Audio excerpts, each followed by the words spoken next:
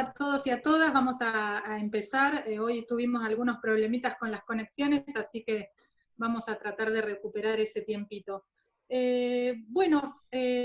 Para nosotras y nosotros que organizamos esta actividad, Agustina, Carla, Alejandro y yo, este no es un encuentro más. A los casos que han aumentado de víctimas y de contagios en Argentina, en Brasil y en Ecuador, se le sumaron una serie de acontecimientos que durante estos días nos invita a todos y a todas a movilizarnos, aún estando en la cuarentena. En Argentina, el día 3 de junio, como muchos y muchas de ustedes sabrán, se hizo una nueva convocatoria del Ni Una Menos contra las violencias machistas, los femicidios, los travesticidios y los transfemicidios. Y se pidió justicia por los 58 femicidios que se fueron dando desde que comenzó la cuarentena. También pudimos ver los ataques racistas contra los pueblos originarios, especialmente los que se dieron ante la comunidad Qom, donde incluso llegaron a torturar y abusar sexualmente a los integrantes de la comunidad, a sus jóvenes, a sus niñas, en manos de lo que son las fuerzas policiales. Y por supuesto se da, para el caso neuquino, el reclamo que los docentes y las docentes estamos haciendo desde el día de ayer. Como ustedes saben, los que viven acá en la provincia, es una invitación a un apagón virtual, a lo que sería el dictado de clases, como comúnmente lo conocemos, y una invitación también a difundir los reclamos que desde la provincia estamos teniendo. Nosotras, en consonancia con lo que planteamos en el encuentro pasado, asumiendo que este evento para nosotras es un acto político, decidimos sostener la actividad sin que ello suponga ir en contra de la medida, sino por el contrario, tratando de aportar al debate y al conocimiento de lo que sucede desde nuestro sitio.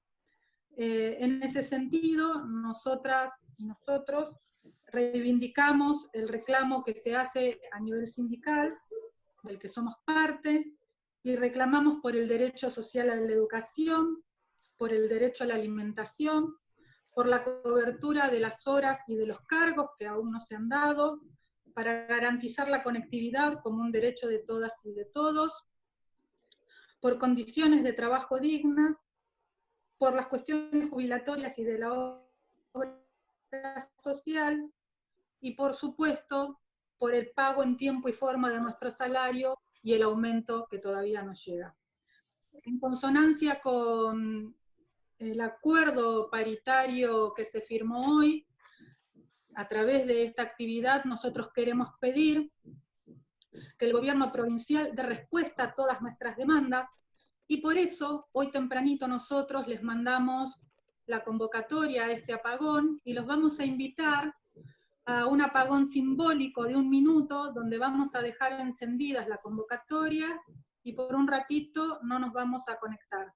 Después de eso les vamos a pedir a quienes lo pudieron hacer y estén interesados en acompañarnos, a subir sus carteles para difundir cada uno de nuestros reclamos.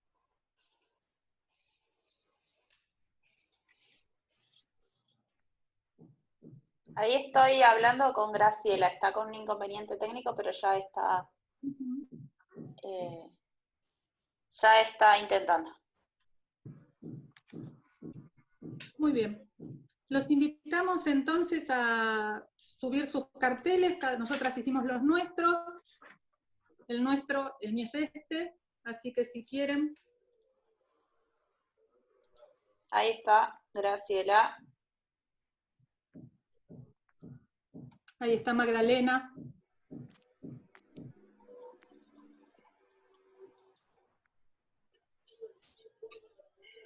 Cindy, Sofi, Annelise,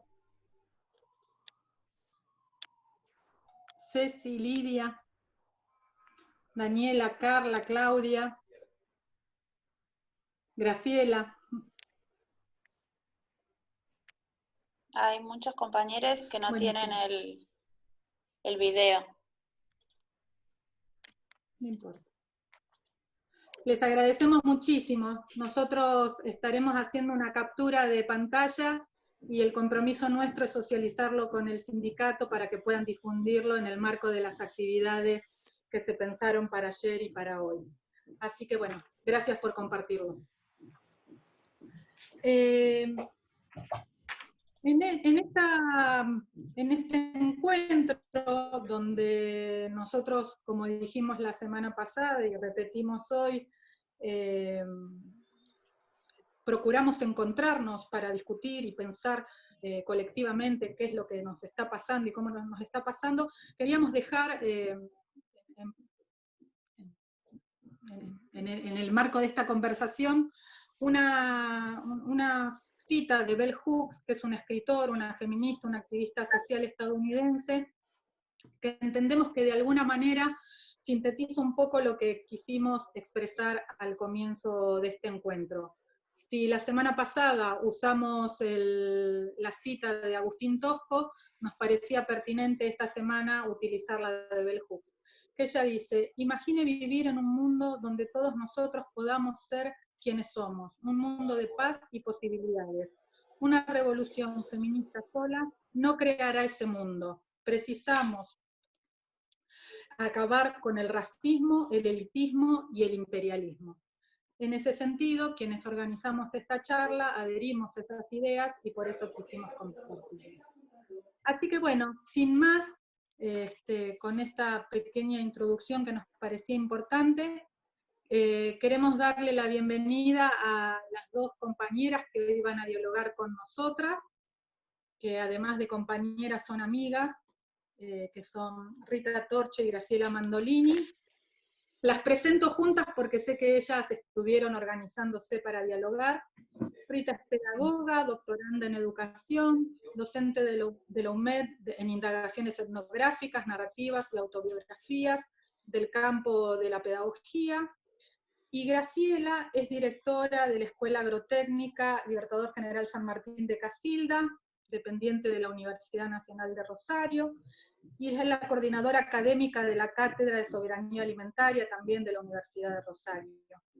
Al mismo tiempo es regente del Instituto Superior del Profesorado Manuel Leiva de Casilda, y las dos pertenecen a la red de docentes que hacen investigación educativa, que a su vez forma parte del colectivo argentino de educadores que hacen investigación educativa, cada una desde sus nodos, desde Casilda y Buenos Aires. Así que bueno, bienvenidas a las dos, y les queda el micrófono habilitado, chicas. Bueno, muchas gracias. ¿Empezás vos, Rita? Bien, bien. Bueno, gracias por la invitación. Es verdad, somos una comunidad de amigos y amigas, porque creo que compartimos la preocupación por el mundo que habitamos, ¿no? Creo que eso es un amigo, una amiga. Y hoy claramente lamenté no podía compartir mi cartel, así que después te lo hago llegar, Andrea, por mail de adhesión a la lucha que está en este momento sobrellevando, y espero que rápidamente tenga una buena resolución, justamente por el acuerdo que ayer hubo en la paritaria a nivel nacional en CETERA, ¿sí? ¿Vos, Graciela, querés comentar algo en particular sobre esto? ¿O? No, habíamos acordado con Rita cuando hoy nos comunicamos antes de este encuentro. Bueno, buenas tardes a todas y a todos. La verdad que es un verdadero placer estar con amigos, como dice Rita, con amigos y con amigas, porque realmente es una oportunidad para trabajar y escucharnos y, bueno, abrir las compuertas de los afectos también para problematizar lo que nos está ocurriendo hoy en las instituciones educativas, ¿no?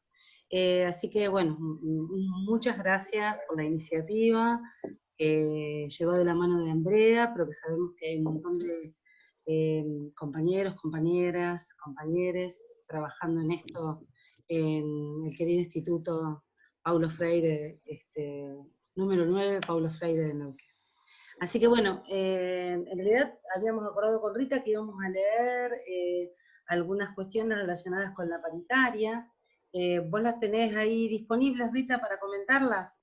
Sí. Con lo que había sido un logro, considerábamos, en un contexto tan adverso, bueno, poder compartirlo con todos y con todas ustedes.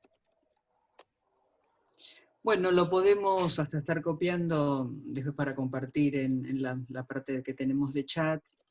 Por ejemplo, alguno de los puntos, ¿no?, que me parece importante de este acuerdo que hubo y en el cual participaron, por ejemplo, Zona Leso, que es la Secretaría General de CETERA, ¿sí? También estuvo Roberto Baradel, Eduardo López, ¿sí? Luis Bianchi. Bueno, algunos puntos que nos parecen importantes que se acordaron. Dice que la tarea que llevamos adelante en este momento de pandemia, mediante tecnologías de comunicación e información aptas para ser aplicadas en la virtualidad, se convierte en una forma de trabajo que se llevará a cabo mientras se extienda la restricción del dictado de clases presenciales en los establecimientos educativos. Pero también se acordaron cuestiones justamente por estas formas de trabajo que tienen que ver con la remuneración y las licencias de los docentes, que en el marco de este contexto extraordinario se preservan y conservan los plenos derechos a la percepción del salario que corresponde según normas jurisdiccionales y acuerdos paritarios correspondientes, goce de licencia, ajuste de mecanismos de cobertura que necesitan, bueno, por supuesto, imprescindibles y conforme al estatuto y las normas particulares de cada jurisdicción. Sobre la jornada de trabajo, por ejemplo, se definió que los y las docentes llevarán a cabo sus actividades bajo el criterio organizador de respetar un tiempo laboral equivalente a la carga horaria que determina el cargo y hora cátedra por el que han sido designadas, sin tener que sobrecargarla en virtud de la excepcionalidad del formato de trabajo pedagógico que imponen las circunstancias actuales. ¿Sí? Sigue el ítem bastante interesante. Después habla de riesgos de trabajo. En todos los casos deberá asegurarse la cobertura de riesgo de trabajo, comprensiva de accidentes o enfermedades profesionales. Y después un ítem en particular, El de... que me interesaba, ¿De formación docente? sí, el de formación docente y especialmente con esto de el derecho al apagón, es decir, como se estipula que no tiene que sobrecargar el tiempo que uno le asigna a su cargo, uno tiene el derecho a tener su vida privada, ¿sí? A tener sus momentos en los cuales no todo lo ocupe la actividad laboral, ¿no? Recordaba en esta línea una charla bellísima que les recomiendo el sitio, muy bello, que hay de un grupo de compañeros colombianos, que me lo anoté para pasárselos, se llama Movilización Social por la Educación. Ellos plantean, miren qué linda frase, nuestra pasión por el trabajo no puede ser nuestra esclavitud. Me pareció sumamente alentador y bueno, es una línea que seguramente puede hacer alguna conexión luego Graciela, por todos los proyectos que ellos desarrollan en relación con la docencia y el territorio. Ellos se llaman, ¿no? Escuela Semilla, Maestro Campesino, Maestro Territorio, que son sumamente potentes. Bueno, así que espero, como recién les preguntaba en el inicio, cuando recién me conectaba ya Andrea, que estas cuestiones que se fueron acordando rápidamente, no entiendo por qué ya no están no se han tomado en Neuquén, ¿no? Esperemos que no falte, no pase mucho tiempo para que esto suceda. Sí, me parece que frente a los reclamos que se están haciendo desde ATEM, bueno, de hecho, existiendo este paraguas continente nacional, estos aspectos que estaban señalando claramente los compañeros y las compañeras de ATEM van a ser tenidos en cuenta porque justamente si uno lee algunos aspectos más relacionados con esta intervención que estaba haciendo Rita, dan cuenta de un proceso de reflexión sobre muchas de las cuestiones que ustedes están planteando. Así que ojalá, más temprano que tarde, esto se materialice también en esa provincia. Existiendo ya el correlato nacional, nos parece que, bueno, no pueden demorarse mucho tiempo más. Así que bueno, hecha esta intervención, nosotras habíamos compartido con Rita algunas cuestiones respecto a qué y cómo. Sí, Atene, gracias Andrea por señalar que Atene es el sindicato de docentes de Neuquén. Ahí me estaba... Perdona, Graciela, lo anoté porque como están las compañeras de Brasil, a veces hablamos con las siglas y para aclararles, y ahora iba a poner qué significaba CETERA. Disculpa, Gra. No, está bien, es la Confederación, les digo, la Confederación de Trabajadores de la Educación de la República Argentina, que está organizada, bueno, digamos, concentra como confederación en Buenos Aires, pero hay unidades de base en todo el territorio nacional. Y bueno, así como en Neuquén está ATEM, en la provincia de Santa Fe está AMSAFE, en la provincia de Buenos Aires está SUTEBA, en la ciudad de Buenos Aires está UTE, es decir, son unidades de base de esta gran confederación nacional. Así que bueno, hechas las presentaciones, creemos que es un avance el hecho de que a nivel nacional el Ministerio de Educación de la Nación, para las compañeras de Brasil, el Ministerio de Educación de la Nación y la Confederación de Trabajadores de la Educación de la República Argentina hayan firmado este acuerdo, ¿no? También hay compañeros de Córdoba que están nucleados en otros sindicatos, es decir, cada provincia nuestra, cada territorio está definida a través de un sindicato que es unidad de base de CT. Bueno, decíamos que cuando con Andrea nos hace la propuesta, tan generosamente, con Rita empezamos a pensar en si podíamos ponerle un nombre juntas a esta intervención, dentro de este gran aspecto que habían planteado las compañeras y los compañeros de Neuquén, que tenía que ver con educación y escuela en tiempos de pandemia, ¿no? Y esta necesidad de hablar, de conversar entre nosotros. Entonces pensamos, y estuvimos reflexionando un poco con Rita, y se nos ocurrió que hubiera algo que articulara nuestras dos intervenciones. Y pensamos justamente una introducción a esto, que es pensar en plural, la posibilidad de pensar en plural en tiempos de ASPO, de aislamiento social preventivo y obligatorio. Pensar en plural no es pensar yuxtapuesto, pensar en plural es pensar con otros, es hacerle lugar a esta posibilidad concreta de nutrirnos, interrelacionarnos con los aportes que puedan hacer compañeros y compañeras desde otras perspectivas. Y bueno, Rita, a su vez, va a hacer una intervención específica, que ahora va a hacer esa intervención, la va a comentar o la va a compartir con nosotros, que tiene que ver con el lugar que ocupan las redes de maestros, maestras, profesores, profesoras, cómo constituye un espacio de consolidación de vínculos, de articulación, de diálogo de saberes, y a partir de una intervención de Andrea y de unas sugerencias que Andrea hace, yo lo que iba a intentar hacer es pensar cómo ante la necesidad de amparo y de cuidado, tenemos que reconstruir nuestros vínculos desde otros enfoques. Y por eso compartir algunas cuestiones relacionadas con el paradigma del pensamiento ambiental latinoamericano y la soberanía alimentaria. Así que un poco este es el recorrido, la propuesta que nosotros vamos a compartir. Rita, ¿querés? Sí. Lo que sí parece que se está ya por terminar el primer tiempo, así que quizás podríamos, Agus, si te parece, cortar y empezar, ¿sí? Si nos quedan 2 minutos podemos aprovechar, que es lo que me gustaba, tomando esta idea de Andrea de que sea un diálogo, sí. Les voy a dar, como más vieja profesora, una consigna que es algún comentario, 2 renglones o una pregunta.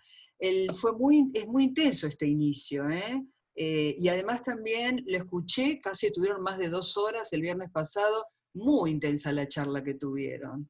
Es un atravesamiento a la realidad, el contexto, la demanda, la lucha, qué época.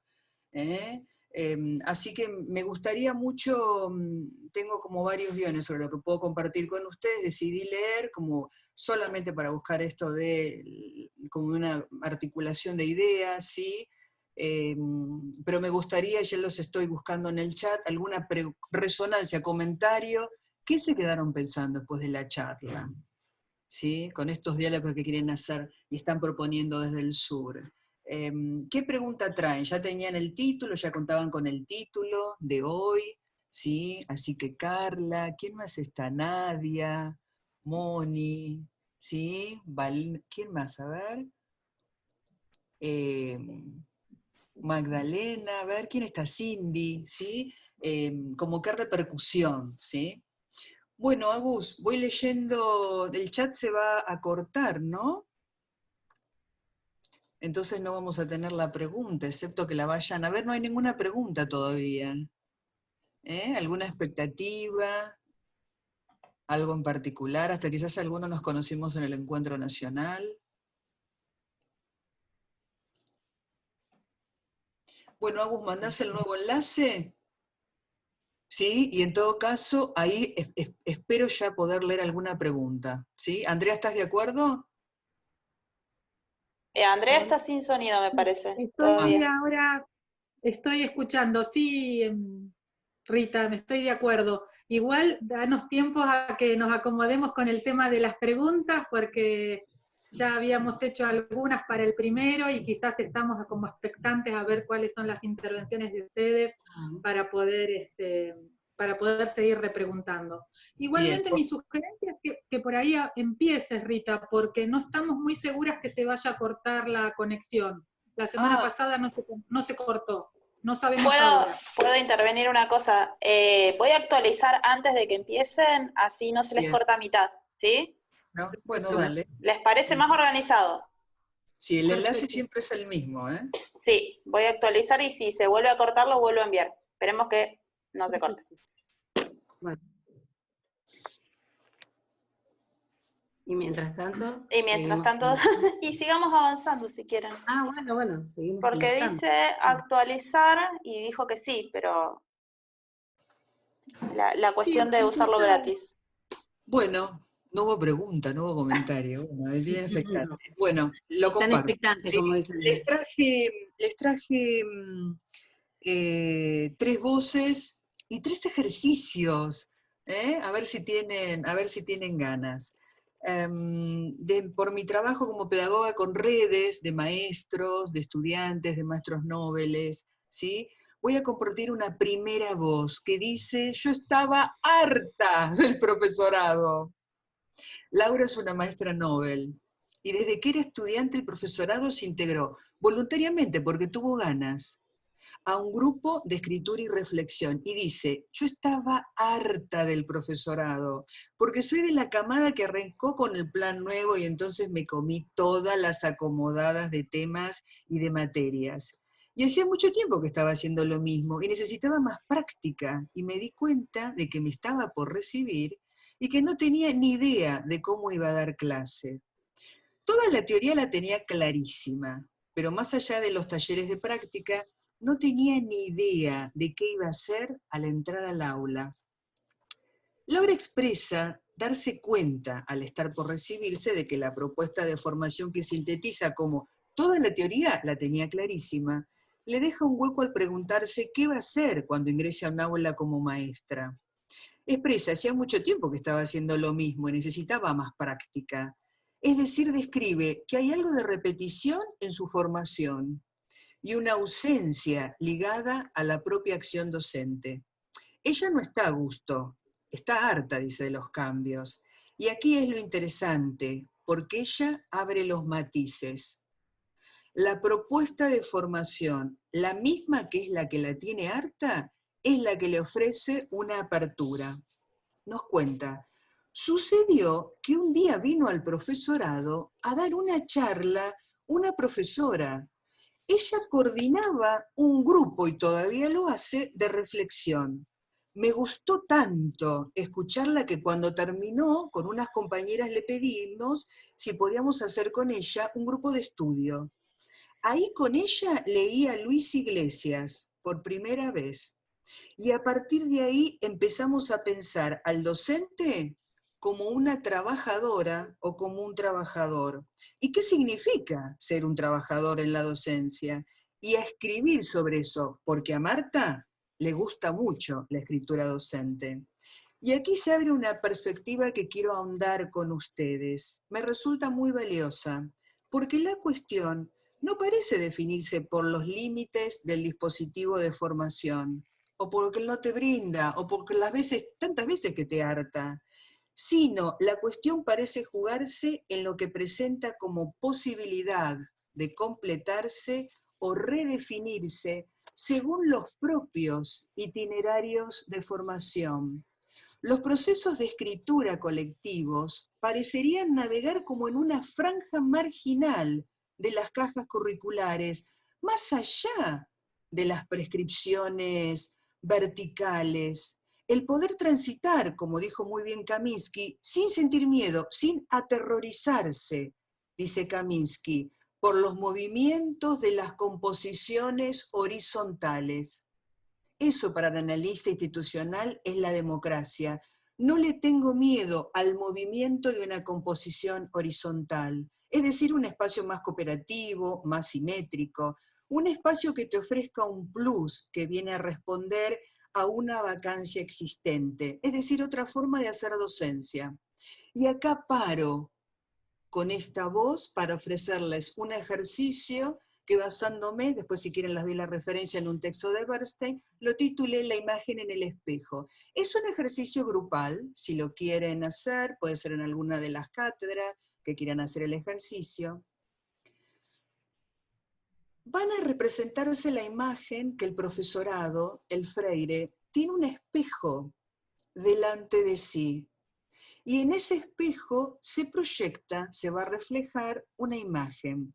Puede haber varias imágenes, quizás son negativas, quizás son positivas.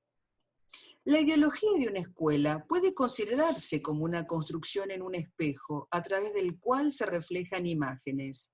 Pero la cuestión es la siguiente: ¿qué personas se reconocen a ellas mismas como provistas de valor en esa imagen? ¿Qué otras imágenes son excluidas por la imagen de valor dominante? De manera que algunos estudiantes o algunas estudiantes son incapaces de reconocerse a sí mismos y a sí mismas. De igual manera nos podemos preguntar sobre la acústica que tiene el Freire. ¿Cuál es la voz a la que se le presta atención? ¿Alguna voz dice que está harta? ¿Alguna voz dice que encontró, como le pasó a Laura, una posibilidad para su itinerario de formación? Bueno, esta es la primer voz, la voz que viene de la mano del hartazgo de Laura y que nos propone hacer un ejercicio. Bueno, creo que la primera voz terminó, ¿no? Casi como un relojito, ¿no? Ahí se sonríe Sofía. Sí, creo que llegó con el ejercicio, que por supuesto es optativo, ¿sí? Segunda voz. Mi vínculo con los docentes en la cursada cambió mucho. Esto lo dice Giselle. Ella es estudiante de profesorado y por fuera de su institución, también voluntariamente, ella participa de una colectiva de maestras de nivel inicial. Ella nos cuenta: mi vínculo con los docentes en la cursada cambió mucho. Por ejemplo, cuando comienzo una materia y hacemos la presentación y cuento que formo parte de una colectiva, es muy gracioso ver cómo cambia la mirada de ese docente hacia mi persona, como que me estima de otra manera, y se genera una relación más simétrica. Se da más con docentes que hacen investigaciones o publican, los que te ven como un par. Y se genera otro intercambio, mucho más rico. A mí me encanta. Creo que esta simetría no tendría que suceder solamente con una persona que ya publicó, porque hay estudiantes que nunca publicaron y tienen una potencialidad para hacerlo enorme, y quizás necesitarían eso. Creo que es un diálogo que hay que profundizar entre docentes y estudiantes, para que ellos, los docentes y las docentes, los introduzcan en ese mundo a sus estudiantes. porque lo que observo es como que se rompen un poco los límites del aula. Por ejemplo, con una docente hice una inscripción. Ella ya me conocía, había leído algo que habíamos publicado con mi colectiva y a ella le interesó. Y empezó a relacionarse de otra manera conmigo y me terminó proponiendo la inscripción. Y así con varios docentes se abrieron otras posibilidades. Para Giselle la relación con estos docentes se vuelve más simétrica. En sus palabras, la estiman de otra manera.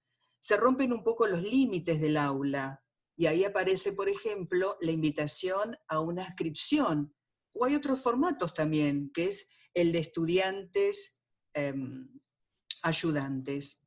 Gisela sugiere la necesidad de que los docentes colaboremos en introducir en el mundo de la escritura a los demás y a las demás.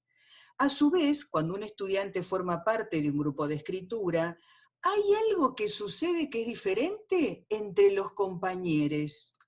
Ella dice, con mis compañeros a mí me da un poco de pena, porque algunos estudiantes cuando ven a una compañera escribiendo, se posicionan en un lugar como de algo que ellas nunca van a poder hacer. Me da un poco de lástima, porque en el grupo en el que estoy la idea no es generar un grupo de 15 que escriban y los demás lo acatan. Justamente esto es lo que no queremos. Nuestro grupo quiere ser de masas, que las prácticas que generemos se las puedan apropiar todas las compañeras, pero algunas compañeras del profesorado lo ven con cierta admiración, tanta que en el fondo es como una desvalorización de ellas mismas, de que ellas no van a poder hacerlo ni van a ocupar ese lugar, y entonces se cohíbe. Me ha pasado, por ejemplo, que quiero hacer un trabajo práctico con ellas y no se toma ninguna decisión. Entonces, al fin y al cabo, se rompe lo más rico, que es la estructura colectiva.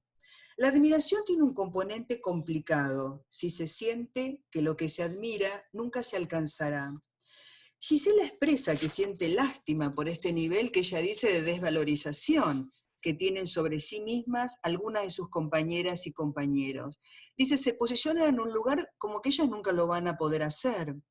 A veces también siente que al integrar grupos de trabajo en el profesorado, sus compañeras y compañeros adoptan una postura de pasividad al cohibirse ante ella, se corren de un lugar más protagónico y entonces se van de ese lugar que están ante un par.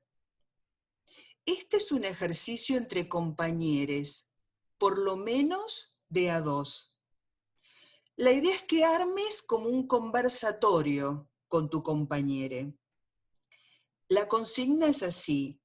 Algunas veces me pasa que me posiciono en el lugar de que nunca voy a poder.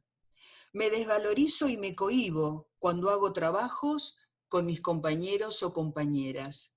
La invitación es hablar sobre si algo de esto está en vos. Tercera voz. Vamos bien, creo que en 7 minutos finalizo, ¿sí? Empezaron a pasar cosas interesantes en mí. Ella es maestra Nobel y participa en un grupo de reflexión, pero también es profesora de danza, estudió desde muy chiquita, desde que ella iba a la escuela primaria.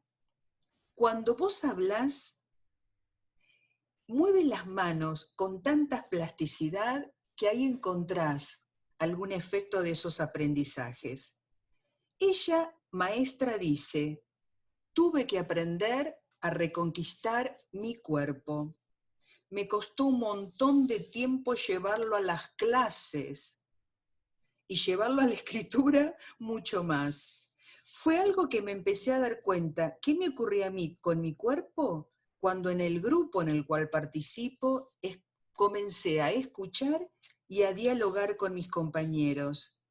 Me empecé a dar cuenta que yo no lo estaba haciendo y empecé a pensar el cuerpo adentro de la escuela como algo a construir, en mí algo a reconquistar. Entonces a partir de ahí recién empecé a llevar la danza a la escuela y se me ocurrieron talleres para trabajar temas ESI y empezaron a pasar cosas interesantes en mí. El grupo aquí funciona como un dispositivo de desnaturalización de las propias matrices de aprendizajes. Es allí, en ese contexto, que el guión interno de esta maestra es interpelado, revisado, lo redefine, lo desarma y lo vuelve a poner en acción. Ella no lo había visto hasta este momento. Es con un par, cuando escucha los proyectos que trabajan con los chicos y las chicas en la escuela, que se da cuenta. Por eso dice que reconquista su cuerpo. Y ahí se conecta, es el punto de mi interés en la investigación, con la potencia que ella tiene como maestra. Algo de su interior se transfiere a la práctica. Ada Abrem diría, del sí mismo al sí mismo profesional. Y ahí es cuando expresa. Cuando comencé a estudiar había una forma de bailar y una técnica, y la tenías que copiar, y así te lastimabas. Yo, de hecho, tengo muchas lesiones en el cuerpo. Y también había una estética, existe una estética de la bailarina, que no es la mía. Entonces tuve muchas peleas con mi cuerpo, y fue todo un proceso poder escuchar lo que me pasaba, que me enfermaba, que me dolía, y que había guardado en el cuerpo. ¿Qué es lo que había guardado para que me enfermara y me doliera? Y como yo encontré, como yo pude hacer ese proceso, y para mí fue liberador, decidí entonces llevarlo a la escuela. Ella se destrabó, se desarmó, se volvió a componer, y por eso se anima y diseña una propuesta para trabajar el cuerpo con sus estudiantes. Se anima a lo que es parte de ella misma. Ella accede a aspectos no conocidos de la imagen de sí. Se conecta con su matriz de aprendizaje corporal, una matriz rígida, que obtura, que frena la potencia que tiene como educadora. Desocultarse, desnaturalizarse, visibilizarse, destrabarse, incide en la intensidad de las propuestas que lleva al aula, donde se desempeña como maestra. Con esta voz, nuestro tercer y último ejercicio, que va a ser individual. Y si tenés ganas, la invitación es que escribas la primera hoja de un diario de estudiante.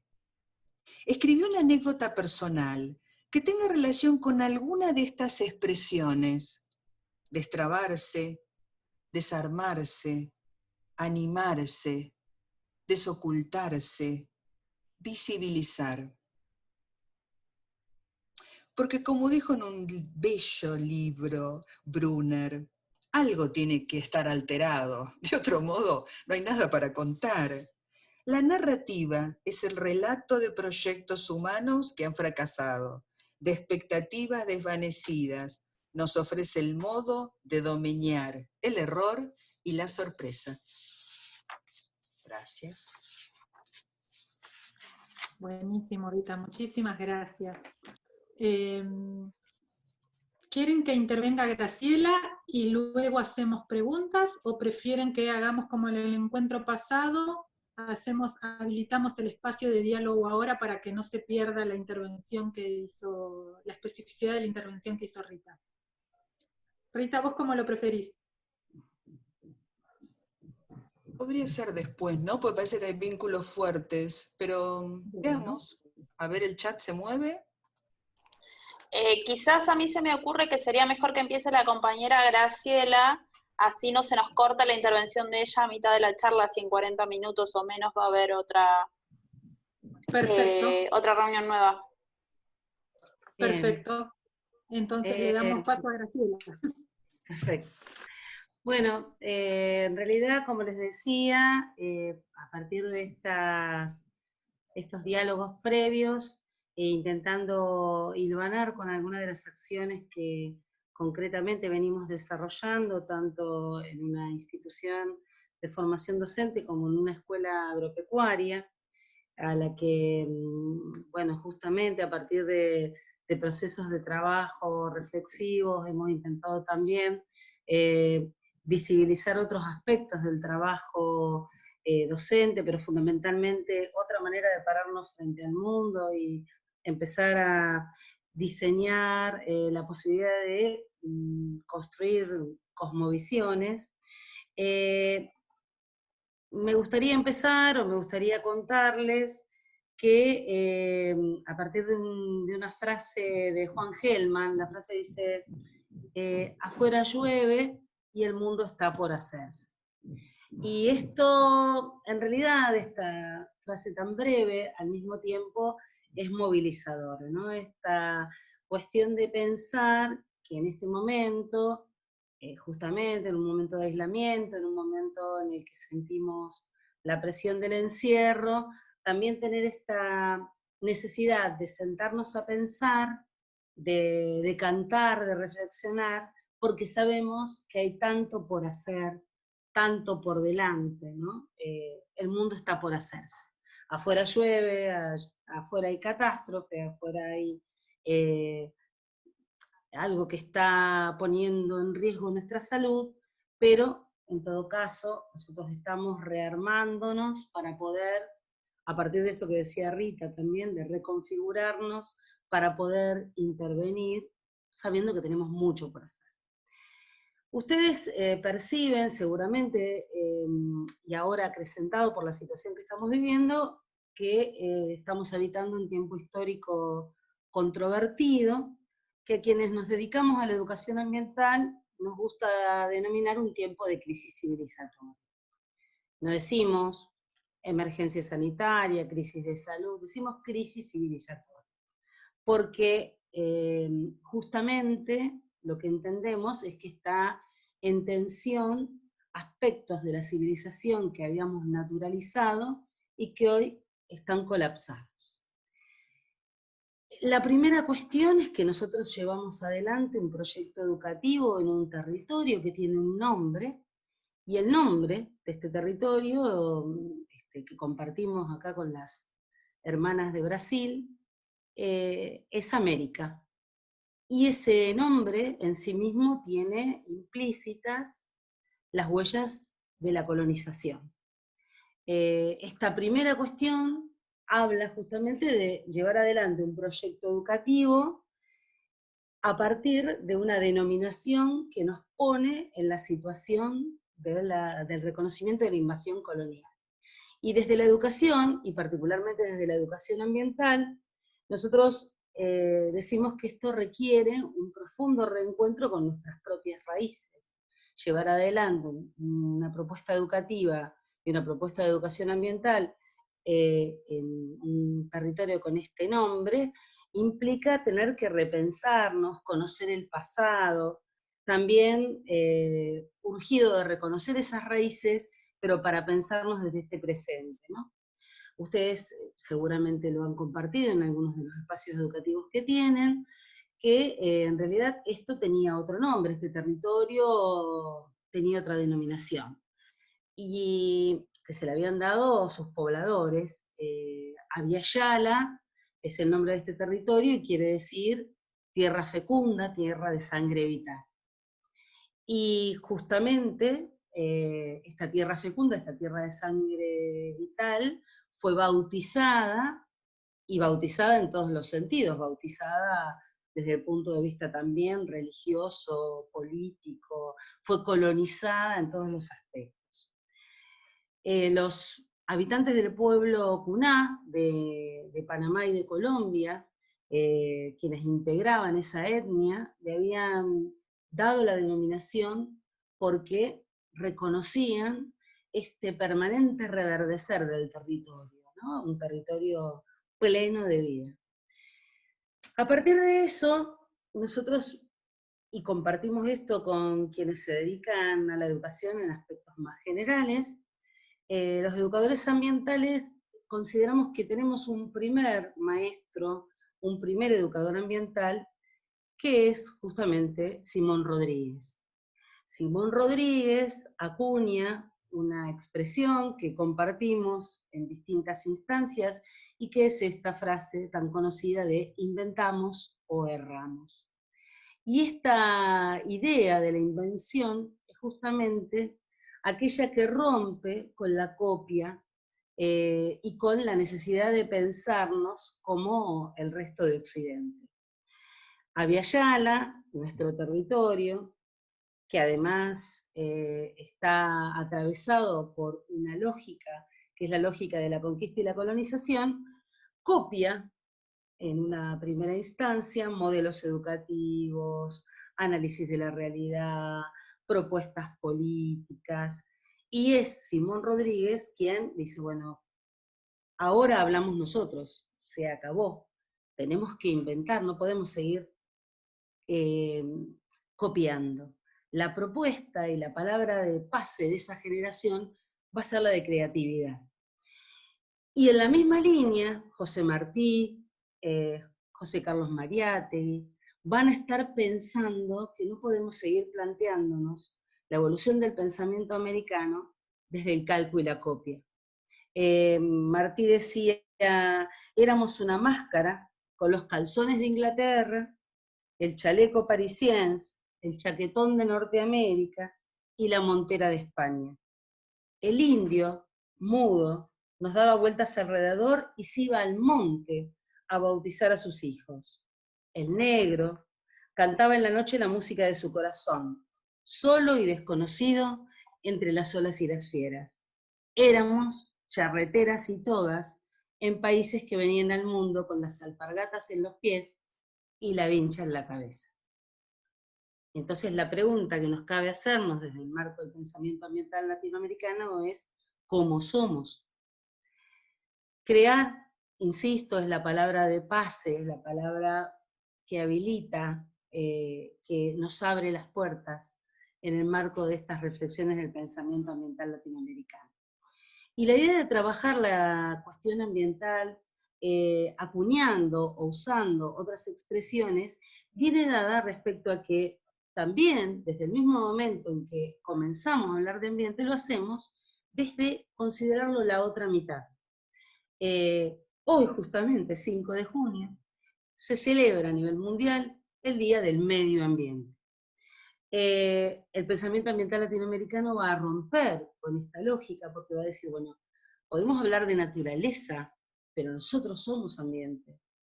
Esta fragmentación propia de la modernidad, que es responsable de la división entre el conocimiento natural y social, entre aspectos que tienen que ver con la naturaleza, la sociedad y la cultura, ha tenido que ver con la racionalidad instrumental y ha perseguido justamente el objetivo de fragmentar el mundo e invitarnos después a unir sus pedazos, ¿no?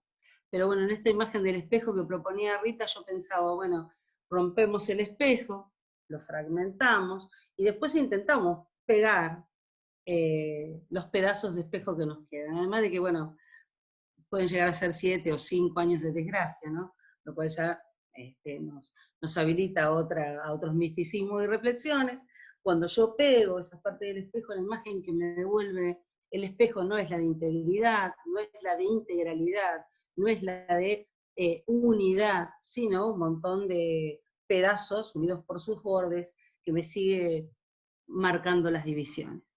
Entonces, en algún punto, esta fragmentación, cuya responsabilidad viene de la mano de la modernidad, perseguía un objetivo que era el de la racionalidad instrumental, pero que hoy, a la hora de considerarnos como integrantes o habitantes del ambiente, tenemos que proponernos resituarnos para pensar otras formas de la vida social, otras formas del contacto con la naturaleza, otras formas de la cultura.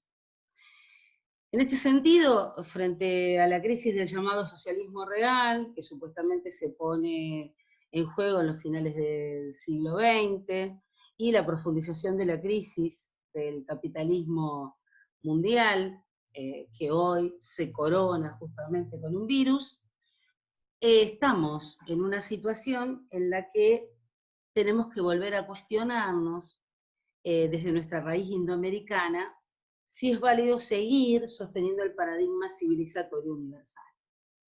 Y en ese sentido, el pensamiento ambiental latinoamericano es el que nos habilita a resituarnos, porque podemos dar una vuelta radical en las maneras de pensar y sentir, podemos pensar y pensarnos en el sentido de sentir y sentirnos, crear y creer, pero haciendo del reconocimiento de la multiculturalidad una oportunidad de respeto a la diversidad, del encuentro de pistas que permitan en algún punto detener la carrera de destrucción del planeta y de la humanidad en la que estamos, parece que, enfrascados.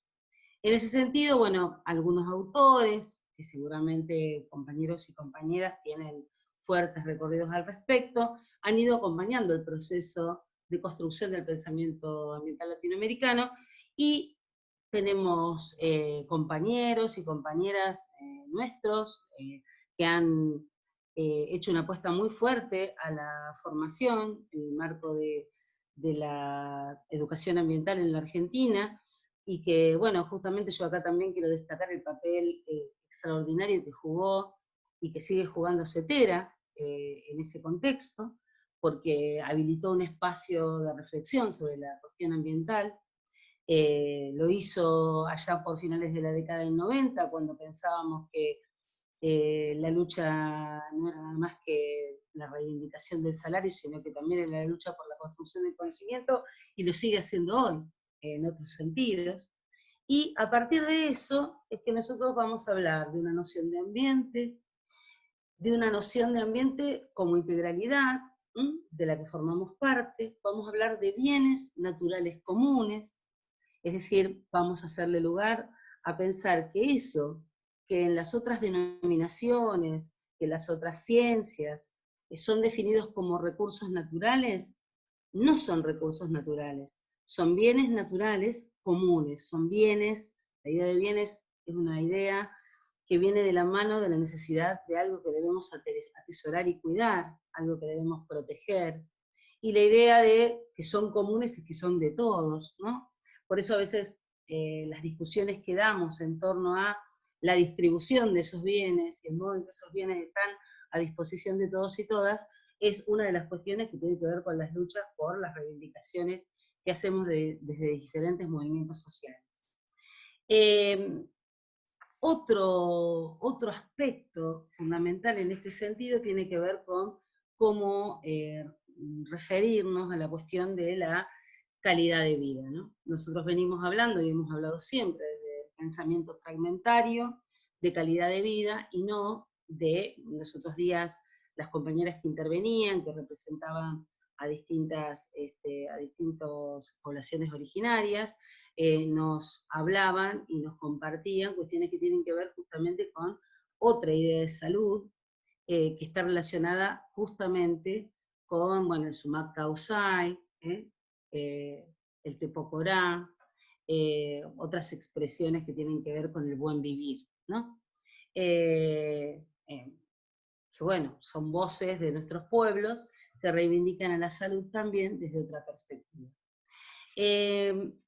Nosotros en el pensamiento ambiental latinoamericano hemos tenido la oportunidad, allá, bueno, hay una larga discusión respecto a cuáles serían los aspectos fundantes para ponernos a dialogar sobre el pensamiento ambiental latinoamericano, pero allá por la década del 80 se elaboró un informe, el informe Brundtland, estamos hablando del año 87, después viene el Río 92, con un fuerte posicionamiento de los pueblos respecto a la idea que se va tejiendo y construyendo de sustentabilidad, y después sabemos que muchas de estas expresiones han sido apropiadas por aquellos que justamente utilizan los términos que construimos desde los pueblos para apropiárselos, justamente para poner de manifiesto sus preocupaciones respecto del tema, solamente en la cuestión nominal. Es decir, se apropian de los términos y enmascaran sus prácticas a partir de esta apropiación.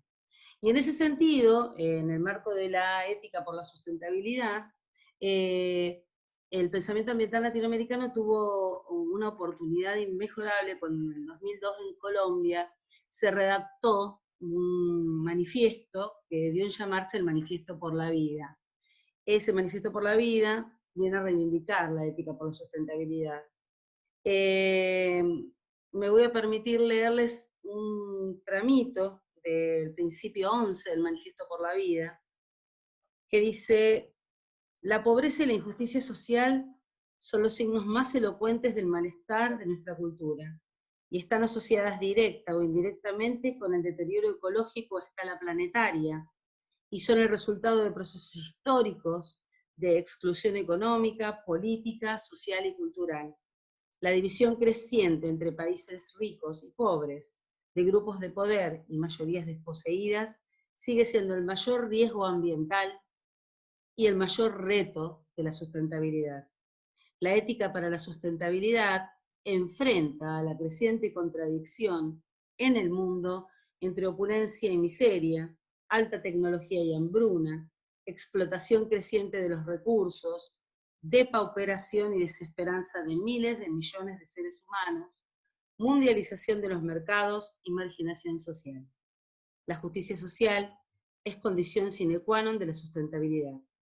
Sin equidad en la distribución de los bienes comunes, naturales comunes, no será posible construir sociedades ecológicamente sostenibles y socialmente justas.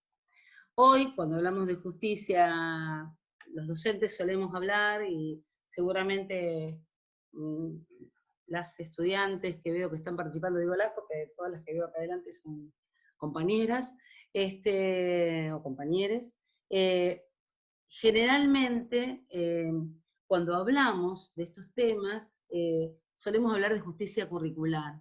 Hoy la justicia curricular, la justicia ambiental y la justicia social tienen que estar vinculadas, tienen que ser parte de nuestra apuesta, tienen que ser parte de nuestras luchas, tienen que ser parte de nuestros reclamos, ¿no?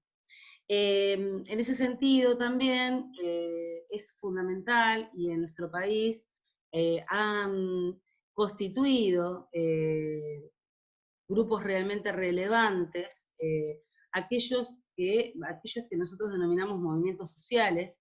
Yo sé que denominaciones tienen en otros países, pero en la Argentina nosotros hablamos de movimientos sociales que en realidad son realmente los que producen los cambios, son los que en la micro cotidianeidad realizan las transformaciones necesarias. Y bueno, nosotros, para poner algunos ejemplos en relación al trabajo que vienen haciendo los movimientos sociales, creemos que es fundamental poder estudiarlos para poder participar en ellos, para poder, ver cuáles son los posicionamientos. Bueno, bien, la compañera Annelise, aporta que es, movimientos sociales. Y bueno, justamente Raúl Civechi, un vecino también, uruguayo, es quien habla de los movimientos sociales y los va redefiniendo, ¿no? Esta acción constante que surge a partir de la idea de conflicto ambiental. En realidad, nosotros como verán, la construcción de la educación ambiental y del paradigma ambiental latinoamericano siempre invita a reconceptualizar algunas cuestiones que venían dadas de este pensamiento fragmentario propio de la modernidad, porque en realidad no vamos a hablar justamente no hablamos, como ya decía, de recursos naturales, hablamos de bienes, no hablamos de calidad de vida, hablamos del buen vivir, no hablamos de medio ambiente, hablamos de ambiente, pero al mismo tiempo es necesario, cuando hablamos de movimientos sociales, confrontar con lo que son las grandes organizaciones mundiales que se ocupan de determinar cuestiones sobre la salud, la enfermedad, digamos. El accionar de los movimientos sociales es el transformador. En este momento, bueno, en la comunidad donde yo vivo particularmente, que es en el sur de la provincia de Santa Fe, en el epicentro del modelo sojero, que, como sabrán, está atravesado por las lógicas del agronegocio. Algunos de los movimientos que se han dado y que forman parte, y en los que participamos, y que forman parte del conflicto ambiental y de nuestras preocupaciones, son todos los movimientos que se han generado a partir del paren de fumigarnos. Hubo uno primero, paren de fumigar las escuelas, paren de fumigarnos, médicos de pueblos fumigados, todos relacionados con el conflicto ambiental propio de la región. Pero bueno, podemos ir enumerando cuestiones como aquellas que tienen que ver con la megaminería, con las explotaciones que están teniendo lugar en algunas comunidades, y también pensar el proceso educativo en relación a estos temas y problemas ambientales, tanto en la formación docente como en la formación en todos los niveles educativos. Bueno, podríamos abundar en realidad en muchos otros temas y cuestiones para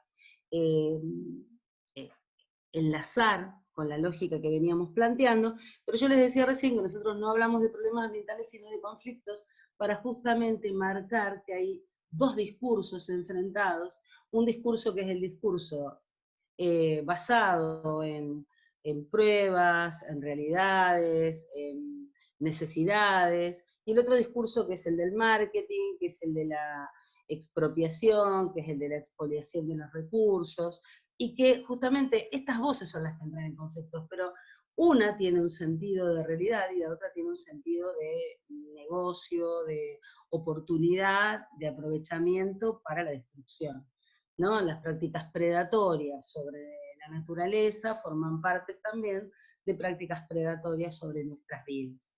En nuestra región, como les decía, cuando hablamos del ataque a los bienes naturales comunes, de la predación hacia los bienes naturales comunes, en realidad también esta lógica se vincula con esta manera de mirar el mundo propia de la modernidad y de la racionalidad instrumental, que lo que ha apuntado siempre es a plantear que los bienes naturales comunes deben ser cosificados y mercantilizados. Y de lo que se trata justamente es de reproblematizar esta noción para poder hablar desde nuestro territorio y desde nuestros bienes. En este contexto yo les contaba, bueno, cuando uno aborda la perspectiva de la educación ambiental en el pensamiento ambiental latinoamericano, van apareciendo conflictos ambientales como el del agua, que también está ligado a las prácticas y a las denuncias que hacen los movimientos sociales y a las movilizaciones que generan. Nosotros hoy también en la provincia de Santa Fe estamos asistiendo a la desaparición del río Marrón. El río Marrón, el río al que le cantara Van der Molle, para los que son acá afectos al rock nacional. Ese río Marrón está desapareciendo. Hoy uno va a la costa de Rosario, de la ciudad de Rosario, que está acá próxima a donde yo vivo, Casilda, o va a la costa de la ciudad de Santa Fe, y se encuentra con un río que ha bajado los márgenes como nunca ha acontecido en su historia. Hoy la parte superior del túnel subfluvial, que fue una obra faraónica de la época de la dictadura, pero que unía la ciudad de Santa Fe con la ciudad de Paraná, se puede ver, se ve la parte superior del túnel, porque no hay agua. No hay agua, no hay peces, más allá de cuestiones que tengan que ver con las represas y las contradicciones que esto genera, que también forma parte del accionar humano, es todo este malestar tiene que ver con una tierra que se enferma. Y una tierra que se enferma producto de estas prácticas. En relación al tema ambiental también, una cosa que nosotros compartimos y sobre la que dialogamos, tiene que ver con qué está pasando con las prácticas del agronegocio en la región, que no solamente tienen que ver con las fumigaciones, sino también tienen que ver con la utilización de organismos genéticamente modificados. Todas estas cuestiones atentan contra la vida. Modifican la naturaleza, modifican aquello que nos viene dado, y el agua está en peligro, los productos de la tierra que compartimos, que son bienes y que tienen que ver con el alimento, están en peligro. Nuestra proximidad con otros seres vivos pone en peligro la existencia de esos seres vivos, y en realidad hay análisis muy interesantes llevados a cabo por pensadores y filósofos contemporáneos respecto a cuáles son los factores que hoy nos enferman. Y respecto del coronavirus, que ustedes saben, hay posiciones encontradas, hay opiniones basadas en teorías conspirativas, bueno, infinidad de estas cosas que están circulando. Sabemos que esta mutación ha sido posible justamente porque nosotros estamos invadiendo permanentemente los hábitats de otras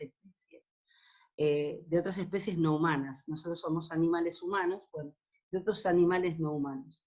Y en esta proximidad que generamos, cuando criamos animales en feedlots, cuando nos alimentamos con esos animales criados en el marco de una deshumanización de las prácticas de crianza, cuando cultivamos, es más, cuando hablamos de organismos transgénicos, generalmente la denominación que se les da desde los especialistas médicos es eventos transgénicos. Hablamos de eventos transgénicos porque en realidad ni siquiera se pueden definir con la caracterización de organismos. Y todo esto habla de una práctica vinculada con nuestro quehacer y nuestro vínculo con la naturaleza que enferma. Subida a su canal de YouTube, entiendo que en los próximos días, así que es muy rica en conceptos, la videoconferencia, incluso hay un interesante contrapunto en algún sentido entre Maristela Svampa y Enrique Left acerca de, bueno, quiénes serían los actores importantes hoy para pensar cambios. Eso nada más. Genial, gracias Ale. Rita nos está pidiendo que si podés compartir el enlace a través del chat antes de que se cierre el encuentro. En relación a lo que decía Alejandro, hay bueno, una tendencia muy fuerte en los institutos de formación docente, tanto en educación primaria como inicial, a hacerle lugar a la cuestión de la educación ambiental en esa perspectiva. Evidentemente, bueno, en Santa Fe pasa algo semejante. Y lo que quería comentar era que hay una línea de trabajo, bueno, Maristela Svampa publicó 2 textos muy interesantes que están disponibles. También puedo mandar los enlaces sobre el tema de, bueno, de su posicionamiento en este año de la pandemia, ella lo llama así, el año que pasará la historia como el año de la pandemia, y en otro texto que se publicó relacionado con la fiebre, se llama el texto. Uno es Sopa de Wuhan y otro es La fiebre. En ambos están accesibles en PDF los textos. No sé después, Andrea, si nosotros podemos mandar la información. Yo porque ahora no quiero afectar la computadora a la búsqueda de ese material porque no me quiero perder los detalles, pero puedo mandar los links de estos materiales. Y, por supuesto. Bueno, te los mando a vos. Y María Estela Svampa y Lev también estuvieron en otra conferencia que organizó Claxo, donde también habían incorporado, bueno, hubo varias intervenciones que hizo Claxo los días jueves, vinculadas también con reflexiones sobre esta pandemia y las oportunidades, como vos mencionabas. Así que si está la posibilidad de que mande los links, te los mando a vos, Andrea, para que los socialicemos. Ahí. En realidad la producción que se ha hecho en los últimos meses es realmente apabullante. También la cantidad de información disponible a través de la web, a través de teleconferencias accesibles, gratuitas. La verdad que es, bueno, esto sí, por ejemplo, pone en evidencia que aspectos que no deberíamos abandonar nunca de la virtualidad, ¿no? Más allá de que yo reivindico la presencialidad como todos nosotros, respecto de la virtualidad creo que ha habilitado otras maneras de comunicarnos y de interiorizarnos y de acceder a la información. Buenísimo, Graciela. Hay una, Carla quería intervenir, no sé si se pudo conectar.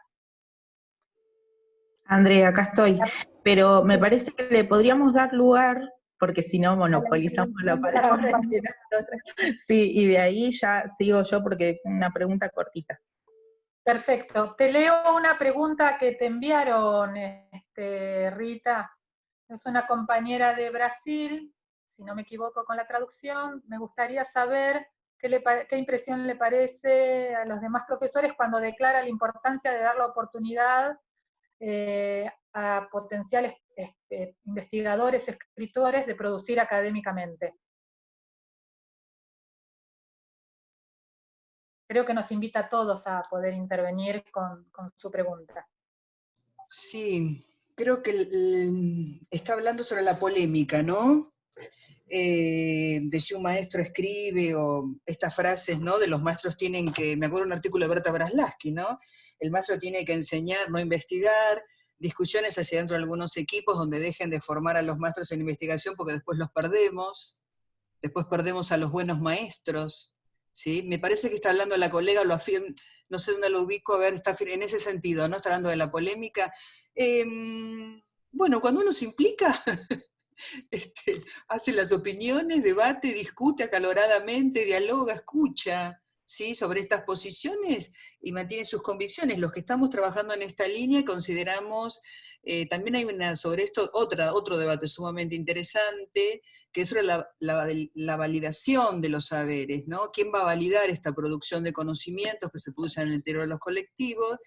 Y para los compañeros del campo de la investigación, la tercera discusión es si son saberes o conocimientos, ¿no? Bueno, es un tema que me interesa mucho, es muy interesante, son discusiones teóricas que me resultan sumamente interesantes.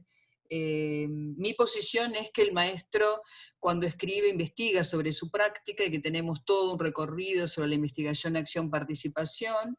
Sí, nosotros en los encuentros trabajamos muy cercanamente los desarrollos de Teresa Sirvent, ¿sí?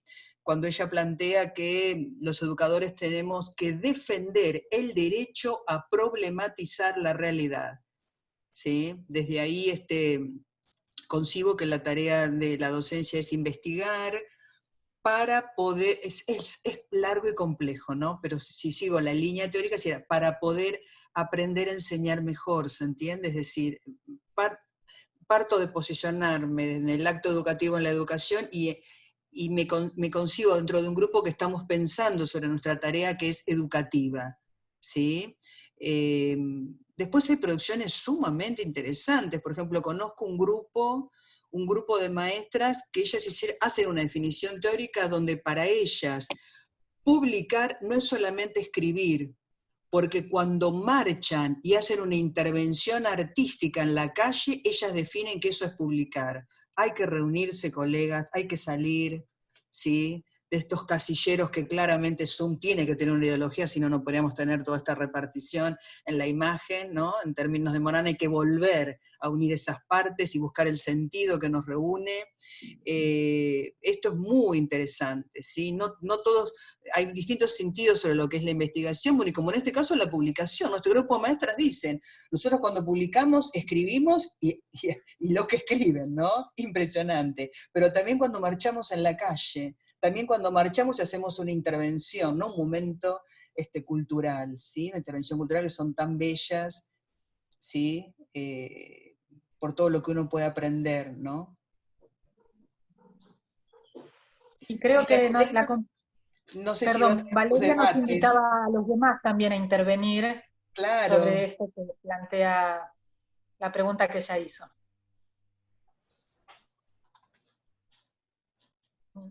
¿Nadie quiere agregar nada sobre eso?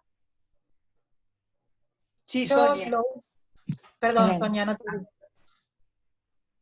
Buenas tardes a todas y todos. Simplemente Hola, recuperar tanto que se dijo, tanto que se abre, es el posicionarse. Esto de cuando uno construye, cuando uno camina, construye, cuando uno escribe, construye.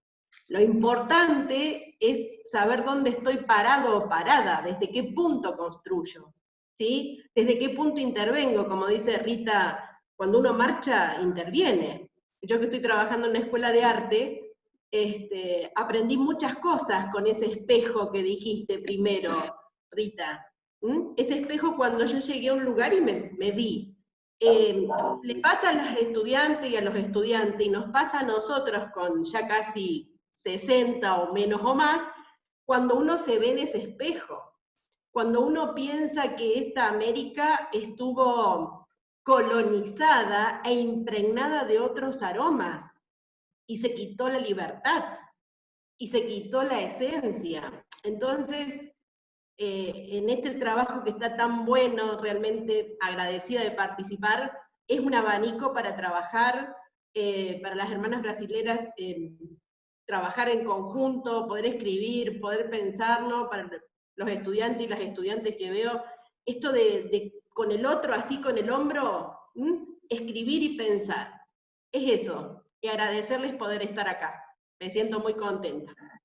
Gracias, Sonia. Sonia está en Córdoba, chicas.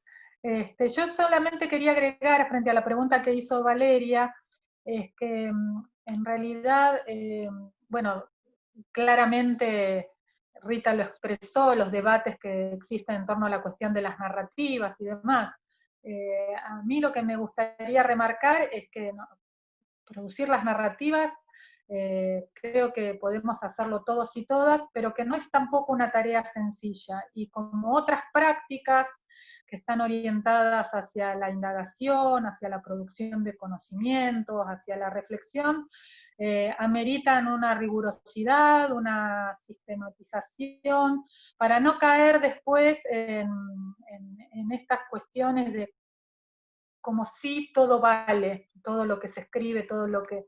Me parece que en eso, que está ligado a la validación de las producciones que vamos haciendo, somos nosotros mismos, los grupos que vamos participando en esos espacios y produciendo en esas líneas, algunos más que otros. Rita tiene una experiencia impresionante en ese aspecto. Tenemos que generar como una instancia de vigilancia epistemológica, si se quiere, sobre esas cuestiones. Bueno, nada, para que después todo no termine reducido a discursos de banalización de determinadas prácticas que llevan un compromiso, un poner el cuerpo, para el que se necesita una cierta disponibilidad, aprender junto con otros y con otras, y por supuesto siempre en la línea de reivindicar que aquello sobre lo que escribimos o lo que producimos va a jalonar otras formas, otros nuevos conocimientos. Así que simplemente quería hacer ese comentario. Creo Sumo algo breve, ¿no? Que todo espacio de investigación es un espacio de estudio. En el marco que nosotras estamos compartiendo, nuestros espacios que elegimos son colectivos, ¿no? Hace un rato, en el primer momento, yo les compartía la página de CETERA. Tienen en este momento itinerarios de formación, tanto en el campo que compartía con ustedes Graciela, que de hecho ya lo coordina en lo que es la educación ambiental, como también en investigación educativa, del cual estoy participando, ¿sí? Creo que están algunas docentes, Lidia, ahí te veo también, ¿no? Me encantaría también que te sumes, Gaby, Sonia, Noemí, Fermina, bueno, son espacios de estudio, así que eso por supuesto, y son sumamente interesantes, es autoasistido, así que tienen todo el material, así que quizás podemos intercambiar si alguna cátedra quiere hacer un trabajo con los itinerarios de formación, que sería muy interesante. Tienen todo el material online y hay momentos donde hacemos charlas, intercambios, conferencias o encuentros como el que estamos teniendo también acá hoy, ¿sí? Pero eso para que lo tengan en cuenta. Y también la página del colectivo argentino, ¿sí? colectivoargentino, si no me equivoco, org.ar, donde tienen ahí todas las publicaciones del colectivo, compañeros y compañeras, así que espero que se acerquen, que las bajen, ¿sí? Que las lean, las compartan, las debatan, nos escriban, ¿sí? Hace poquito una de nuestras compañeras, Noemí Milton, y si quieren también les mandamos los archivos, pero los pueden descargar de la página, son varias publicaciones, ¿sí? Tal cual. Y en esas producciones que se comparten, se van como marcando las notas de identidad de los diferentes modos de o sistematizar, o reflexionar, o investigar respecto del campo que nos ocupa. Graciela, querías hacer una intervención. Sí, no, y justamente veo que hay una consulta de una compañera, un compañero, no alcanzo a leer de quién, que plantea si ha sido posible acompañar o conocer algún proceso de ambientalización del currículum llevado a la práctica pedagógica. Y bueno, yo creo que tiene que ver con haber atravesado un proceso de trabajo relacionado con la investigación educativa. Cuando recién Rita hablaba de esta experiencia de investigación educativa que venimos transitando juntas, muchas de las que estamos en este espacio hoy, lo que vamos haciendo generalmente es reflexionar, un proceso de reflexión que pone en tensión nuestras propias prácticas. En realidad, el emergente para trabajar la cuestión de la educación ambiental a veces también tiene que ver con la posibilidad de recorridos, de hacer una indagación sobre las propias prácticas, un trabajo de reflexión sobre ellas, pero también de hacer indagaciones históricas, digamos. En el caso del proceso de ambientalización del currículum que nosotros hicimos en una escuela agropecuaria, que es la Escuela Agrotécnica que depende de la Universidad Nacional de Rosario, lo que pudimos hacer a partir de un recorrido de la historia de la escuela, de una historia relacionada con plantear la educación agropecuaria allá por el 1900, una fundación relacionada con lo que eran los principios de la educación agropecuaria relacionados con la propuesta de Manuel Belgrano, digamos, estamos hablando de finales del siglo XVIII, hacia el, digamos, incluso antes de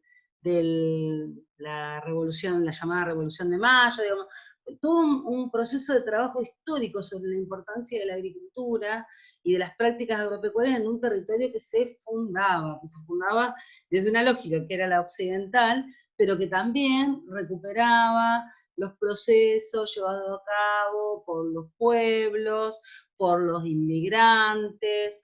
Los otros días discutíamos con unas compañeras, por ejemplo, el lugar que ocupaban las mujeres en esa propuesta de trabajo del campo, digamos, y desde qué lugar las mujeres estaban conectadas con la ruralidad, qué saberes eran los que se ponían en juego en el marco de la ruralidad por parte de las mujeres. Por ejemplo, en el Grito de Alcorta, que ustedes saben que fue una experiencia muy revolucionaria para la época en el contexto local, acá Alcorta está muy cerquita de Casilda, la participación que tuvieron las mujeres en ese espacio fue realmente preponderante. Sin embargo, después las mujeres fueron corriéndose, fueron desapareciendo del ámbito de la discusión y de la toma de decisiones en la producción agropecuaria, pero en aquel momento, estamos hablando de 1912, el lugar de las mujeres era un lugar de toma de decisiones, ¿no? Lo digo porque me parece que la reflexión sobre la propia práctica y hacer historia de las propias instituciones permite ambientalizar el currículum, permite territorializarlo, volver las experiencias locales como experiencias legítimas con las que hay que compartir, que hay que enseñar, que hay que proyectar, que hay que profundizar para poder repensar las prácticas en el presente. De hecho, para nosotros fue trabajar la cuestión histórica, la educación ambiental y la perspectiva de una institución que se enmarca en la necesidad de la extensión a la comunidad, fueron de la mano para pensar el proceso de ambientalización del currículum. Y en realidad hemos participado todos los actores, inclusive, cuando digo todos los actores me refiero a docentes, no docentes, graduados y obviamente estudiantes, ¿no? Docentes y estudiantes en primer lugar, los docentes y los graduados un poco en un primer momento empujados y después, bueno, involucrándose. No sé si contesté lo que me preguntaban. Sí. Agustina, no sé si hay alguien con la mano levantada. Invito a que si algún compañero o compañera quiere hacer una última pregunta, en función de los tiempos. Perdón, quedó Carla. Carla, perdóname. Bueno, primero agradecer a todos, a todas, a todos por sostener este espacio que nos ha llevado un debate, pensarlo si seguíamos este día, ¿no?, bajo la consigna que nos propone el sindicato, de cual formamos parte la mayoría. En ese sentido, a mí me quedan muchas cosas, me voy de estas charlas con muchas dudas, y recién ponía, ¿no?, que estamos docentes navegando en un océano de dudas, y esas dudas, por ejemplo, me llevan al segundo año, donde participo en el profesorado, donde trabajo y construyo junto a otros compañeros, y en este sentido quiero rescatar una de las preguntas que que se pasó, que fue de una de nuestras compañeras, Cecilia, porque en el segundo, nosotros cuando empezamos con esto, ¿no?, de educación mediada por tecnología como una de las opciones para llevar a nuestro profesorado, también nos poníamos a pensar si los ejes y las actividades que teníamos pensadas para este año iban en concordancia con lo que con lo que está pasando ahora. Y bajo ese sentido nos pensábamos, ¿no?, en el eje de segundo de la soberanía alimentaria, de qué forma, si seguíamos primero con ese eje, y entre eso también pensábamos, no, hay que pensar en la formación docente, en las prácticas, cómo se documentan las prácticas, de qué manera, cómo preparamos o cómo formamos o cómo preparamos un colectivo de docentes pensando en la escuela que viene. Y en ese sentido era que las acciones que hacemos y que tenemos ahora van a formar también parte de esa escuela. Entonces se dividían en muchas categorías de pensamiento, porque es imposible pensar en una sola idea en este momento, ¿no? Y bajo esa consigna, por ejemplo, una de las compañeras preguntaba, ¿cómo es posible? Creo que era, no me quiero confundir, así que la voy a leer textual. Acá está. Dice, Graciela, la soberanía alimentaria y la soberanía pedagógica, ¿cómo logramos que ambos procesos se logren desarrollar en una propuesta educativa? Y agrego a esa pregunta, porque soy del mismo colectivo de compañeros, ¿de qué manera, bajo esta coyuntura, se puede pensar en la práctica docente como una gran propuesta articuladora o como una gran propuesta de crear un contenido original, memorable, a través de la pedagogía de la acción que nos proponen estas prácticas mediadas, sobre soberanía alimentaria para los futuros docentes? Porque hay dos categorías, pensarnos a nosotros cómo formamos educadores para esas escuelas, si nosotros también tenemos mucho que aprender, ¿no? Pero sobre todo en esa articulación, como la llama mi compañera, de la soberanía alimentaria y la soberanía pedagógica. Eso es todo. Bueno, entonces queda habilitado para que intervengan Graciela y Rita. Perdón, Cecilia, no, yo no había registrado la pregunta en el chat, por eso te pasé por alto. Te pido disculpas, Cecilia, en realidad... Sí, no la hemos visto. No la vi. Se me pasó, quedó entrampada cuando cambiamos a lo mejor de link, no sé. En realidad, cuando uno habla de soberanía, yo digo, bueno, la soberanía alimentaria está ligada a todos los procesos de reivindicación de la soberanía. Por eso digo, bueno, la soberanía también tiene que ver con la tierra y con la reforma agraria, con la reivindicación de la soberanía sobre nuestro territorio, con la soberanía pedagógica, como comparten las compañeras, con la soberanía de nuestros cuerpos, digamos, la soberanía atraviesa todas las lógicas relacionadas con la construcción de los saberes y el diálogo, la construcción y el diálogo de saberes. Ahora, nosotros hoy, mediadas por esta lógica, hay experiencias relacionadas con el aprendizaje, la apropiación de la soberanía, en virtud de reivindicar este espacio como un espacio para compartir experiencias, pero de hecho nosotros en la cátedra estamos también utilizando este recurso como un modo de reflexionar y discutir. Sentimos que obviamente nos está faltando la posibilidad concreta de poder llevar adelante algunas de las prácticas que están directamente asociadas a la práctica de la soberanía, ¿no? Y bueno, yo creo que en todo caso podríamos plantearnos un juego de poder visibilizar a título individual, un juego, una recreación a título individual de alguna de estas prácticas concretas que podemos llevar a cabo nosotros como un proceso individual o familiar. Obviamente yo no entiendo la soberanía sino desde una perspectiva de la colectivización y de la comunalidad, ¿no? Pero en todo caso, para compartir estas prácticas hoy, vamos a ir apelando a los recursos inmediatos, que son aquellos que podemos llevar a cabo desde la perspectiva de la familia, de los contextos locales más específicos, desde las experiencias institucionales más puntuales. sin perder de vista que en algún punto hay que generar espacio para trabajarlo desde la comunalidad. Y en eso también aprender y reaprender prácticas que están relacionadas con otros pueblos que evidentemente tienen mucho para enseñar, y nosotros estamos recién en la fase de apropiarnos de algunos de estos conceptos. El tema de la soberanía alimentaria hoy, en realidad está muy ligado también en nuestras comunidades a la reivindicación, como decía, del espacio del trabajo de la tierra y de la reforma de esta distribución de los bienes, Carla. Digamos, interpreto que nos queda mucho camino por andar y que este es un momento en el que está como estallada la posibilidad de compartir estas prácticas soberanas en comunalidad. No sé si tu planteo viene por ahí o vos querés profundizar otros aspectos. Carla. No, para mí está perfecto, porque en realidad yo creo que es más o menos ir por una idea, ¿no? De cómo empezar a pensar otras propuestas, porque todavía no sabemos qué va a pasar con la escuela. El gobierno puede decir cualquier cosa, pero nosotros somos quienes sabemos desde nuestras bases sindicales si realmente esas condiciones están dadas.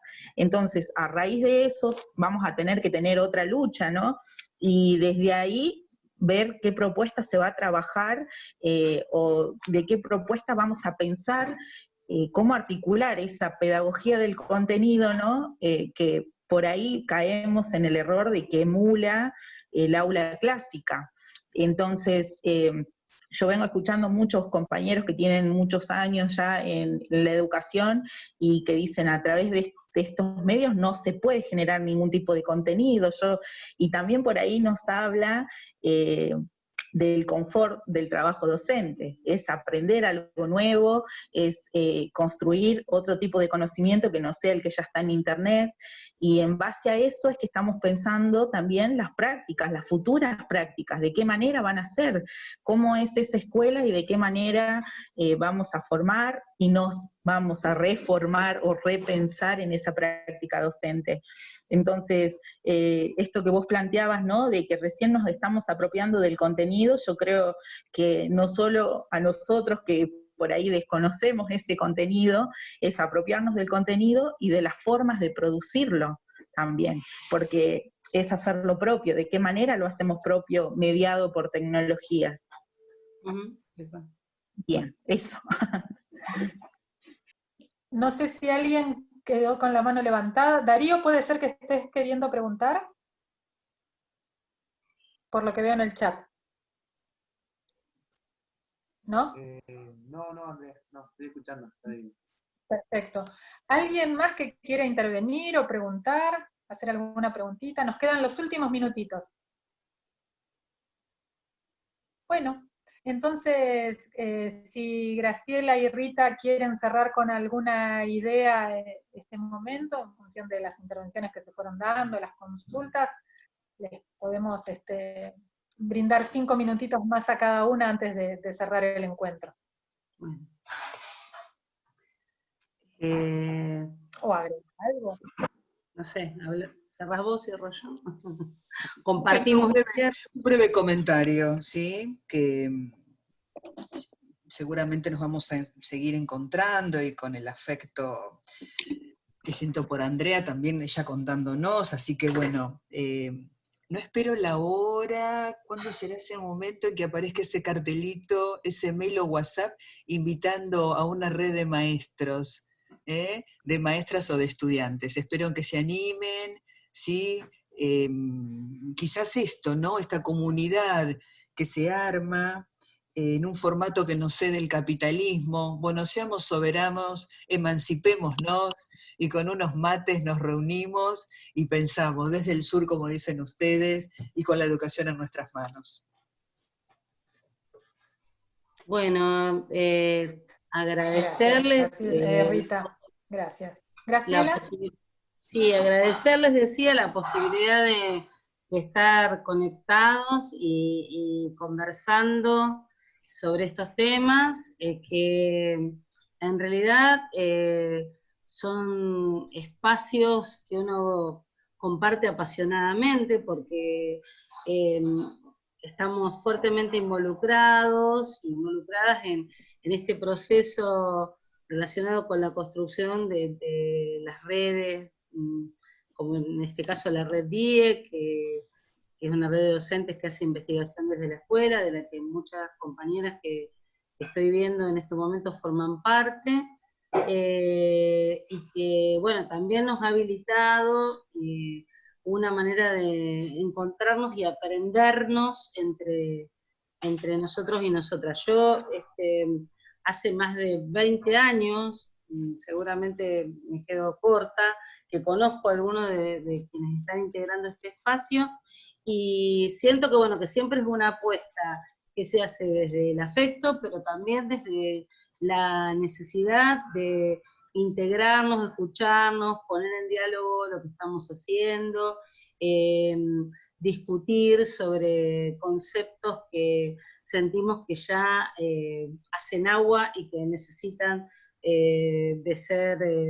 necesitan ser modificados, que necesitan ser reconstruidos. Así que bueno, para mí, bueno, un placer estar compartiendo este espacio y por supuesto, como dice Rita, saber que vamos a tener otras oportunidades de enriquecernos, porque siempre son espacios de trabajo donde uno tiene la oportunidad no solamente de encontrarse con el otro, sino aprender del otro. Y bueno, en este caso, todos estamos haciendo una apuesta muy fuerte a la virtualidad y a lo que significa. Obviamente que faltan, en estos modos de encontrarnos, falta el abrazo, el contacto, el mate, bueno, tantas cosas que tendremos que reaprender, pero bueno, creo fundamentalmente que tenemos que valorar la posibilidad de encontrarnos de este modo hasta tanto tengamos otras oportunidades. Y bueno, respecto al tema educación ambiental, soberanía alimentaria y aquellas inquietudes que podamos tener sobre estos temas, también está buena la posibilidad de intercambio porque pertenecemos a territorios totalmente distintos, pero necesitamos acompañarnos en nuestras propias luchas o las luchas de nuestras comunidades. Porque evidentemente el modo en el que vamos a poder seguir adelante con una práctica transformadora es a través de la construcción social y comunitaria. Muchas gracias. Bueno, gracias Graciela, gracias de verdad a las dos, ha sido un placer. Si están pudiendo mirar en el chat, la gente está mandándole saludos y agradeciendo. Nosotros queremos agradecer también a todos los que están del otro lado escuchando y que por ahí no quisieron hablar. Volvemos a decir que no son solamente nuestras compañeras, muchos de ustedes son nuestros amigos, estamos felices que hayan estado estas 3 horas nuevamente dedicándole a compartir, a dialogar, y hoy puntualmente como un acto militante. Entonces, nada, queríamos subrayar eso, queríamos invitar a que la próxima semana las estudiantes que están presentes hoy se animen a poder hablar, y agradecer a Gabriela, que nos ayudó con la traducción, agradecer a las compañeras de Brasil, la paciencia que nos tienen, que creemos que ustedes parece que se tuvieran que adaptar más a nosotras con el lenguaje que nosotras a ustedes, así que pedimos disculpas por eso. Remarcar que María... ¿Cómo? Perdón, Andrea, que siempre pasa lo mismo. Los compañeros de Brasil siempre hacen un esfuerzo enorme por comunicarse y nosotros la verdad que somos, bueno, yo sinceramente me da vergüenza ajena si no hubiera estado Gabriela. Yo me creo que entiendo portugués. Pero si no hubiera estado Gabriela, cuando intervino una de las compañeras, cuando veo el discurso escrito me resulta fácil, pero si no realmente es una pena no poder entenderlas en su complejidad, porque las ideas en la lengua materna sabemos el peso que tienen. Totalmente. La verdad que nos merecemos un reto los argentinos y las argentinas. Totalmente, pero por eso en ese sentido agradecemos enormemente a las compañeras de Brasil la disponibilidad que tienen en cada uno de estos encuentros. Queríamos contarles que María Pichiñán, que pertenece a la Confederación Mapuche, hoy temprano nos avisó que estaba teniendo dificultades con la conectividad, y recordarles que el próximo encuentro van a estar participando Horacio Cárdenas y Agustín Rosón, que son maestros de nivel primario, y de nivel secundario y de nivel superior, que bueno, van a compartir otras de las temáticas, ampliando el abanico de cuestiones que quisimos poner en juego durante estas conversaciones.